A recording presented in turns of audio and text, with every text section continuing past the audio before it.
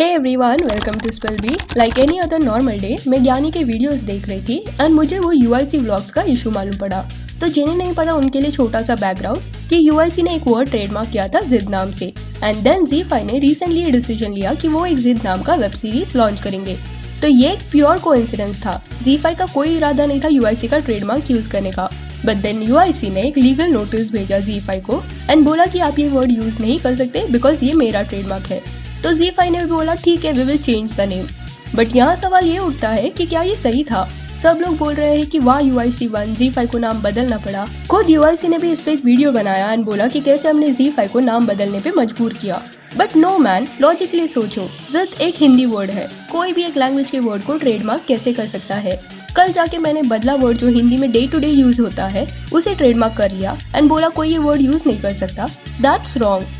Before proceeding, let me tell you, I love UIC vlogs, but I am not supporting this decision of his. And I am very sure in this matter कि ZEE5 को कोई झंझट नहीं चाहिए था, ये सोच के उन्होंने भी नाम चेंज किया होगा। बट अगर कोर्ट में ये मामला जाता तो कोर्ट भी यही बोलता कि आप किसी लैंग्वेज के वर्ड को ट्रेडमार्क नहीं कर सकते।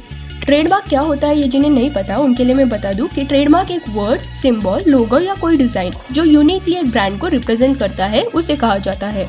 फॉर एग्जाम्पल नाइकी का जो टिक है वो एक सिंबल है and it is a trademark. Food Panda का panda is a trademark. Zomato and Uber again a trademark. And ये कंपनी इसका राइट है ये नाम पे बिकॉज ये वर्ड्स ऐसे हैं जो किसी लैंग्वेज में नहीं यूज होते। इंस्टेड ये नाम जब चूज किया गया था तब काफी ब्रेनस्टॉर्मिंग किया था ओनर्स ने कि क्या नाम रखना है and all this words were created. It was never available in the dictionary. And एक बहुत अच्छा केस है जो मैं आपके सामने रखना चाहूंगी कि ऐसा ही एक मैटर फॉरेन में भी हुआ था। I won't reveal the name, but एक रेस्टोरेंट था। वो रेस्टोरेंट ने क्या किया कि फ्लेमिंगो जो वर्ड होता है उससे रिलेटेड एक वर्ड ट्रेडमार्क कर लिया एंड बोला कि ये अभी हमारा वर्ड है, इसे कोई यूज नहीं कर सकता। तो ये रेस्टोरेंट ने जब वो वर्ड ट्रेडमार्क कर लिया, ये चीज ने वहाँ के लोकल्स को काफी हर्ट किया and they stopped going to that restaurant. One fine day ये बात ओनर को समझ आई जब वो लॉस में जाने लगा कि ये वर्ड आप अकेले यूज नहीं कर सकते। ये लोगों का वर्ड है जो काफी सालों से लोग यूज करते आ रहे हैं, आप उनका राइट छीन नहीं सकते।